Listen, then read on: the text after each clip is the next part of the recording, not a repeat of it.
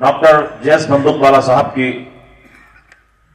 हयात पर, ज़बान हयात पर उनका जिक्र किया करेंगे।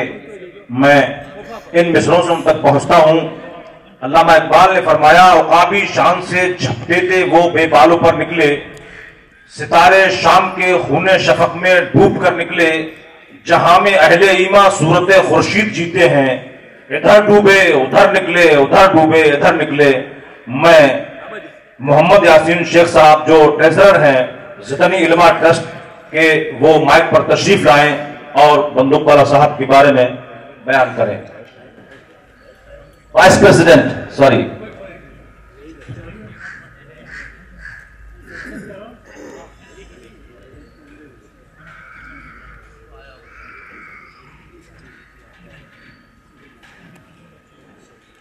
ज़िदनी इल्मा चैरिटेबल ट्रस्ट के सदर डॉक्टर मोहम्मद हुसैन, आज के हमारे चीफ गेस्ट जनाब तुषार गांधी साहब, मेहमान खुसूसी जनाब करीम भाई लाखानी साहब, दूसरे मेहमान खुसूसी जिनको मैं बेटी कह सकता हूँ सना खान, और आप सबका इस्तकबाल करता हूँ। अस्सलाम वालेकुम। ज़िदनी इल्मा का आपके पास सब लिटरेचर हम पहुंचा चुके हैं। कितने सालों से ये हम जलसे कर रहे हैं, आज 14वां फंक्शन है हमारे। 2 साल बीच में हम नहीं कर सके कोरोना की वजह से। ये जितने भी जलसे हुए आज से पहले, उसमें एक शख्सियत पूरी जान और जिगर से जो लगी हुई रहती थी, वो शख्सियत हमारे बीच में आज नहीं है। डॉक्टर बंदूकवाला साहब को हम खो चुके हैं। अब हमें उम्मीद है कि हमारी नई टीम डॉक्टर मोहम्मद हुसैन साहब के साथ मिलकर जो कमी बंदूकवाला साहब की है वो पूरी करने की कोशिश करेंगे। मैं आपको कुछ ऐसी बातें बताने खड़ा हुआ हूँ, आपके हाथ में लिटरेचर पहुँचा चुके हैं, इसलिए ज़िदनी इल्मा और बंदूकवाला साहब की पूरी लाइफ के बारे में आपके पास मालूमात आ चुकी है। मैं कुछ ऐसी बातें बताऊंगा जो शायद मेरे सिवा बहुत ही कम लोग जानते हैं। बंदूकवाला साहब 1972 में बड़ौदा में आए। मेरी खुशकिस्मती थी कि मैं तभी से मेरी उनसे दोस्ती हो गई। उन दिनों में मैं मुस्लिम एजुकेशन सोसाइटी के ओल्ड स्टूडेंट एसोसिएशन का सेक्रेटरी हुआ करता था, और स्कूल के लिए चैरिटी शोज, गज़लों के प्रोग्राम ऐसा करके हम फंड जमा करते थे। उसी दौरान मेरी बंदूकवाला साहब से मुलाकात हुई और वो दोस्ती में पलट गई। बंदूकवाला साहब एजुकेशन के आदमी थे। बड़ौदा आने से पहले आके उन्होंने सबसे पहले अपना ताल्लुकात मुस्लिम एजुकेशन सोसाइटी के सदर मरहूम जनाब अजीम तैयबी साहब के साथ कायम किए। तैयबी साहब ने उनको लाइफ मेंबर बनाया और मैनेजिंग कमेटी में भी लिया। 2-3 साल कमेटी में रहने के बाद उन्होंने वहाँ से रेजिग्नेशन दे दिया। उनके अपने खुद उसूल थे। वो मुझे भी कहते थे कि यासीन भाई, आपने कोई संस्था में काम करू हो तो तन मन धन से काम करवाना, અને જે ઘડીએ આપણે કંઈ ડિફરન્સ ઊભા થાય, કોઈ વિવાદ ઊભા થાય તો એને લાંબા નહીં ચલાવવાનું, આપણે છોડી દેવાનું, એટલે સંસ્થાને બીજું નુકસાન ના થાય, આગળ कोई नुकसान ना था, वो काम नहीं करना। इसलिए उन्होंने 2-3 साल के बाद, शायद 1975 के बाद MES में से राजीनामा दिया। लेकिन तैयब साहब इतनी बूढ़ी उम्र में भी MES का जो काम करते थे, उनके दिल पे बहुत बड़ी इज्जत थी। और उसकी प्रूफ ये है कि जब बंदूकवाला साहब को बेटा पैदा हुआ 1975 में, तो उसका नाम उन्होंने अजीम रखा। तैयब साहब का नाम भी अजीम तैयब था। तो इतनी उनके दिल में उनकी इज्जत थी। मैं दूसरे 3 बनाव आपके सामने पेश करता हूँ, जरा शांति से मुझे सुनिए। उसमें बंदूकवाला साहब का क्या नेचर था वो पता लगेगा। मैं 1999 की बात कर रहा हूँ करीबन। मैं वाइस प्रेसिडेंट था उस जमाने में, और मैं नागरवाड़ा स्कूल की विजिट पे अक्सर जाया करता था, क्योंकि मैं वहीं रहता हूँ। एक दिन मैं गया तो 2 लड़कियां और एक लड़का परमिशन लेके प्रिंसिपल के पास आए। लड़की ने कहा कि मुझे लिविंग सर्टिफिकेट चाहिए, स्कूल छोड़ना है मुझे। फरवरी का महीना था, 10-11 तारीख थी, मार्च में एग्जाम होने वाली थी। तो बड़ा ताज्जुब हुआ कि भाई जो सामने एग्जाम है, 1 महीना बाकी, 1 महीने से भी कम, और अभी लिविंग सर्टिफिकेट की क्या जरूरत है। वो लड़की ने बताया कि मेरे पिता, मेरे वालिद नहीं है, गुजर चुके हैं, हम गरीब लोग हैं, झोपड़पट्टी कल्याण नगर में रहते हैं। हमारी माँ आजू अतराफ के 4-6 घरों में झाड़ू पोता बर्तन का काम करती है और उसी पर हमारा गुजारा चलता है। लेकिन कई दिनों से माँ बीमार है, तो उसकी जगह हमको ये सब झाड़ू पोता मजदूरी करने जाना पड़ता है और हम पढ़ नहीं सकते, लिहाजा हमको लिविंग सर्टिफिकेट दे दीजिए। उसको बहुत समझाया लड़की को कि 1 महीने बाद एग्जाम है। वो स्टैंडर्ड 9th में थी और ब्रिलियंट लड़की थी। उसको समझाया कम से कम 9th पूरा कर, 10 पूरा कर दे। बोले हमारे पास फिर पैसे कहाँ से आएंगे। उसके भाई को पूछा, साथ में था, तो क्या करता है भाई। बोले मैं रिक्शा चला रहा हूँ। उसको समझाया कि रिक्शा 2 घंटे और चला। और लड़की को भी हमने कहा कि तू पैसे की फिक्र मत कर, कुछ अरेंज कर देंगे, लेकिन अब तो कम से कम अपनी एग्जाम दे दे। ये एक किस्सा था। दूसरा एक किस्सा था, एक दिन मैं गया स्कूल में, मैं प्रिंसिपल के कमरे में जा ही रहा था, मुझे जोर जोर से आवाज़ आने लगी। प्रिंसिपल शायद किसी को डांट रही थी। मैं अंदर जाकर देखा तो एक लड़का दीवार से लग के खड़ा था, मामूली कपड़े पहने थे और रो रहा था खड़ा होकर। मैंने प्रिंसिपल से पूछा क्या बात है। उन्होंने कहा साहब ये 10th में लड़का पढ़ता है, बहुत ब्रिलियंट है, लेकिन 3 दिन से गायब था, आज आया है। और मैं इसे पूछ रही हूँ कि क्या बात है, तो उसकी वजह नहीं बताता। मैंने उसको पास में बिठा कर पूछा कि बेटा क्या है, क्यों तू नहीं आया। उसी ने यही कहा कि हम लोग बहुत गरीब हैं, मेरे पिताजी जो वालिद हैं वो डेली मजदूर है, रोज पे काम करते हैं और वो चूना लगाने का काम आता है, धोने का काम करते हैं। वो नियामती में सुबह में जाके मजदूरों के साथ बैठते हैं। अभी उनको एक बड़ा काम मिला था, 3-4 दिन का काम था और वो 3 दिन में पूरा करना था। तो मैं मेरे बाप की मदद में गया था, इसीलिए नहीं आ सका। आपको मुझे निकाल देना हो निकाल दो। ये दूसरा किस्सा है। तीसरा किस्सा आप सुनेंगे तो प्राइमरी स्कूल की टीचर है, उन्होंने मुझे कहा कि सर आज एक रिसेस में एक बच्चा कॉर्नर में बैठा हुआ, 10-12 साल का लड़का था, रो रहा था। मैंने उससे पूछा कि क्या बात है, क्यों रो रहा है। तो उसने भी यही कहा कि हम बहुत गरीब लोग हैं, सुबह में मैं आता हूँ स्कूल में तो 1 कप चाय और 1 रोटी खा के आता हूँ। आज घर में रोटी नहीं थी तो मैं सिर्फ चाय पी के आया हूँ और मुझे भूख लगी, इसलिए मैं रो रहा हूँ। ये 3 किस्से मैंने बंदूकवाला साहब को बताया, इनके आगे बयान किया, तो मेरी तरह वो भी रोती है। और मानोगे आप उन्होंने क्या किया।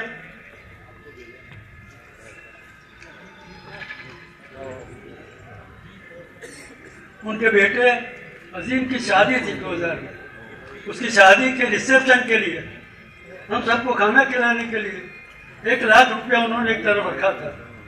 उन्होंने वो रिसेप्शन बंदूकवाला साहब ने कैंसिल कर दिया। मेरे आगे भी रोज के ये स्कूल में ऐसा होता है। ये तो अपने एक ही स्कूल के 3 किस्से हैं। अपनी तो 4 जगह स्कूल चलती है, बहुत 12 स्कूल हैं, तो हर भी स्कूल में ऐसे होंगे, उनका जरूर होंगे।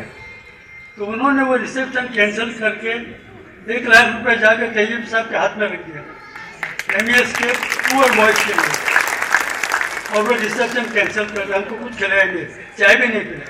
तो ये बंदूकवाला साहब का ये कैरेक्टर था कि अपने बेटे की शादी का जो रिसेप्शन का पैसा था उन्होंने खर्च कर दिया। बंदूकवाला साहब ऐसे हम आप सब जानते बहुत दीनदार नहीं थे, लेकिन वो रोज रात को कुरान शरीफ पढ़ा करते थे। आप किसी को पता नहीं है, उनके पास अंग्रेजी तर्जुमा किया हुआ एक कुरान शरीफ था और उसको बार बार पढ़ते थे। और इसकी वजह से उनकी तबीयत में तवक्कुल तो अल्लाह पे भरोसा इतना सख्त था कि कोई सूफी वली के हुए किसी हालत। जब भी पहले आपको बताऊं, जब जिद्दी इल्मा हमने फॉर्म करने का इरादा किया, हम एक इदारे से 12-13 आदमी अलग हुए थे। हम जमा हुए और पहले सोचने लगे कि नाम क्या रखा जाए इधर। मैं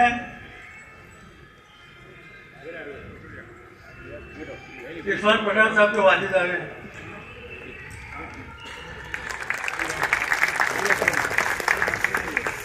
तो देखो उनका तवक्कुल तो अल्लाह क्या था। हमने सोचा ये नया इदारा फॉर्म करना है, उसका नाम क्या रखेंगे। तो मैं तो PR का आदमी था, मैं ऐसे नाम चाहता था कि जल्दी से लोगों की जबान पे चढ़ जाए।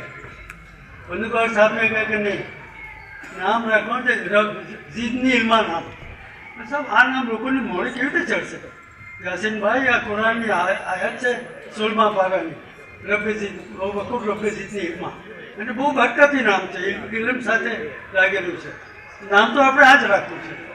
और देखो और कहते थे कि તમે 16 સમયમાં જોશો કે આ નામ ખાલી ગુજરાતમાં નહીં, હિન્દુસ્તાનમાં નહીં, हिंदुस्तानी बाहर पर लोकप्रिय થઈ જશે, લોકો ઓળખતા થઈ જશે। और उसका सबूत ये मरियम मेरे सामने बैठी है, ये लंदन से स्पेशल ये प्रोग्राम अटेंड करना है। इनका शुक्रिया अदा करते हैं। ये हमको कई सालों से डोनेशन दे रही है और इन्होंने सब जितनी माँ के बारे में बड़ा सुना तो इनकी भी बेटा भी हूँ कि मैं खुद आके देखना चाहती हूँ कि आपका प्रोग्राम कैसा है। तो आज जो तशरीफ लाई है फैमिली के साथ है, हम बहुत शुक्रगुजार हैं। दूसरा आप देखिए हमने सोचा कि जितनी इल्मा की ऑफिस की जाए। जब हमने एस्टेब्लिश किया तो बंदूकवाला साहब विक्रमबाग यूनिवर्सिटी के फ्लैट में रहते थे और इन्हीं का एड्रेस दे दिया था जितनी इल्मा का केयर ऑफ बंदूकवाला। लेकिन जब 2008 में इनके रिटायर होने का वक्त आया तो सोच पड़ी हमको कि अब क्या किया जाए, अब किसका नाम दिया एड्रेस दिया जाए। तो उस वक्त हमारे मेंबर थे मरहूम यूसुफ भाई दूध वाला, नागरवाला रोड पर उनकी दुकान है, ऊपर ही रहते हैं। उन्होंने कहा अभी फिलहाल मेरा एड्रेस दे दो तो मैं यहाँ लोगों के अटेंड करूँगा, डाक आइए आपको भेज दूंगा। तो दूध वाला ट्रेडर्स का एड्रेस है, वो हमारी ऑफिस, लेकिन ऑफिस नहीं है, वो बिजनेस की दुकान है। और हमारे जब भी हमारा जो भी काम होता है तो हमारे वहीं से काम होता है। इसलिए जितनी इल्मा एक वाइड ऐसा इंस्टीट्यूशन है, मैं समझता हूँ दुनिया में होगा कि जिसकी ऑफिस नहीं है। वहाँ हम अपनी शुरुआत में बैठते थे, एक कमरा खोल के और काम वाम करके निकल जाते थे। हमारे पास कोई ऑफिस नहीं है, इस लिहाजा हमारा कोई खर्च नहीं है, telephone bill, light, food maintenance कोई खर्चा नहीं है। हमारा ऑफिस नहीं है इसलिए कोई तो पगारदार सैलरी स्टाफ नहीं है, स्टाफ नहीं है इसलिए हमारे पास कोई इक्विपमेंट नहीं है, कोई टाइपराइटर, कंप्यूटर, एक 5 रुपए की पेन भी नहीं है हमारे पास जितनी इल्मा की। हमारी मीटिंगें जब होती है तो पहले बंदूकवाला साहब पे होती थी, फिर दूध वाला ट्रेडर में की, कभी मेरे वहाँ हुई, फिर बंदूकवाला मोहम्मद साहब के वहाँ आजकल हुआ करती है। तो जिसके वहाँ मीटिंग हो वो चाय पिला देता है, तो चाय पिलाने का खर्चा नहीं है। ये ब्रोशर जो आपके हाथ में हमने रखा अंग्रेजी में, ये भी हमारे जहाज साहब शुरुआत से उसका खर्चा देते हैं, तो ये भी फोकट में पड़ता है। फोटोग्राफी थी हमारी, आज वो फोटोग्राफर यहाँ नहीं है, 10 साल से वो फोटोग्राफर हमारी फोटोग्राफी फ्री करता है। अब ऐसा कोई इदारा आपने देखा है कि जिसके पास, जिसके ऑफिस में हो, जिसका कोई स्टाफ ना हो, जिससे कोई एक छोटा सा लकड़ी का टेबल तक नहीं है हमारा, जिसके चाय का खर्चा ना हो, कोई बगैर खर्चे के संस्था आज हम 16 साल से चला रहे हैं। ये बंदूकवाला साहब का कॉन्फिडेंस था कि यासीन भाई तुम्हें एक बार शुरू तो करो, तुम्हारे नहीं जो ऊपर। और कई बार ऐसा हुआ कि फंक्शन का टारगेट बहुत बड़ा कर देते थे और हम लोग फिक्र में थे कि पैसा कहाँ से रहेगा। कई बार ऐसा हुआ, एक बार ऐसा हुआ कि 8 दिन बाकी थे फंक्शन को और हमें 8 लाख रुपए की कमी थी। मैं बहुत फिक्र में, मैं सेक्रेटरी था, तो साहब तुम्हें मोटा मोटा टारगेट करो सो मैं क्या दे रहा पैसा। अल्लाह जी हुआ, मीटिंग में हम बैठे थे, थोड़ी देर में हमारे यूसुफ भाई दूध वाला आए, उनके हाथ में एक एनवेलप था, कपाल में आया हुआ था पोस्ट में, बंदूकवाला साहब के हाथ में दिया। उन्होंने खोला, पढ़ा और एक चेक मेरे हाथ में दिया, 10 लाख रुपए का cheque Dushyant Dave supreme court के एडवोकेट में दिया। तो हमारी फिक्र, हमको 8 लाख चाहिए तो 10 आ गए। ऐसा तो कई बार हुआ, कई लोगों ने राइट टाइम के ऊपर कहीं से पैसा आता, उनका इतना तवक्कल तो अल्लाह था कि यासीन भाई अपने सारू काम करिए जने तो अल्लाह पैसा मोकल से, और एक बार नहीं 10 बार हमने ये इनकी पता नहीं अल्लाह ने उनको क्या समझ दी थी कि जो जबान से बोलते थे हो जाता था। उनके आप सब जैसे जानते हैं मार्च 20 में उनको कोरोना हो गया, बड़े कमजोर हो गए। कोरोना से डॉक्टर मोहम्मद हुसैन ने उनकी बहुत खिदमत की और उससे तो बाहर आ गए, लेकिन दूसरे कुछ कॉम्प्लिकेशंस हो गए और उनकी तबीयत खराब होने लगी।